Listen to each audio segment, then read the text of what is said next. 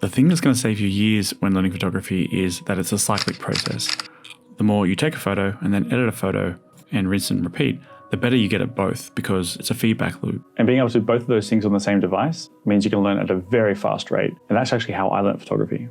On our phones, we can shoot in Expert RAW, edit the photo in Lightroom, and use that knowledge to improve how we shoot the next time in Expert RAW. So a big thanks to Adobe for sponsoring this video. It's going to allow me to show you Expert RAW, my favorite feature in Adobe Lightroom, and a little bit of a behind the scenes of a mobile photography shoot. So if your device supports it, there are a couple of ways to get Expert RAW. One is directly through the Galaxy Store. You simply can search for it, install it that way.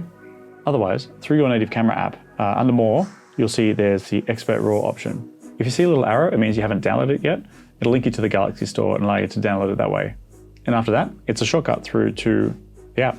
Just like any app, you can find it and open it via its own icon. So you might ask, when do I use Expert RAW? For me, it's actually when I want like full manual control of the camera, so I can dial in all the settings myself. And also, I can set the resolution here to 50 megapixels, so I get the highest resolution I can and still get a RAW file. I want to check they're actually set first, so we'll go into the cogwheel, check it set to save JPEG and RAW. RAW file will give us all the information and dump it into one big file. We want to also have control over the full editing process as well. For those that are curious, the setup of the shoot was a light behind a cardboard cutout window made out of an old box. I tried to block out as much light as possible to make it look like a wall, and then I ran a fog machine off my van. And as I didn't bring an extension cable, I constantly had to move the van around as the wind shifted, creating a variable that was out of my control. And speaking of variables, that's where the power of full control in an app like Expert RAW comes in, being able to dial in your ISO, your shutter speed, and lock off that focus as well manually means that you can just press and take a photo whenever you want, minimizing the number of variables you have to account for. So I had a number of shots I was happy with, and after I brought my favorite ones across from Expert RAW using the Lightroom shortcut, I actually decided to edit this particular photo because it allows me to demonstrate the subject masking feature. Now, masking is one of my favorite features. If you haven't used it before, very quickly, you can see if I adjust this exposure, it affects the whole image. When I have masking, I can select, for instance, a radial mask, put it here, affects just the part where the radial mask is. But what happens if I want the radial mask to be on the fog there, but not on the subject? That brings us to my favorite feature in the new AI masking. You see here we have the existing mask. I can choose subtract from mask, subject. Lightroom will automatically find the subject and then subtract them from the mask.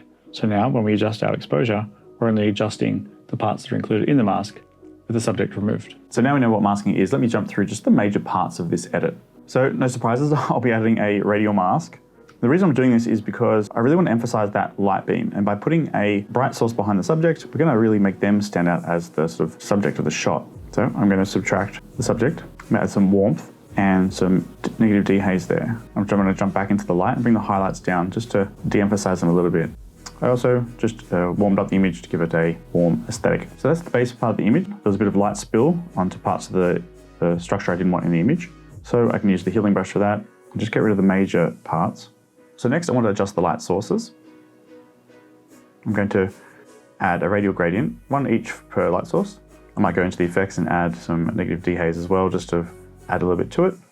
Same thing for the window. I'm going to bring down the highlights a little bit.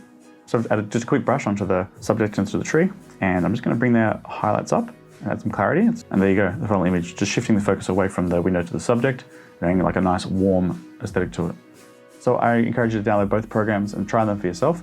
Experiment a bit, be creative, have fun. If you've got any questions, feedback, or requests, please leave them in the comment below. And if you're subscribed, I'll see you in the next video. A little bonus content at the end if you've hung around. Let's open up Adobe Lightroom on the desktop. If you go to masking, you notice all of our masks will be there. But you also might notice when you create a new mask, you'll have access to a couple of new masks, the people option and the objects option. The people will allow you to detect a person and any parts of that person, and the objects will actually give you more control of object or subject you want to select. Being able to jump between the phone and the desktop and actually have all of your edits synced is pretty amazing. It's something I use all the time seamlessly without even thinking about it now. So a little bonus tip for you. Thanks for watching.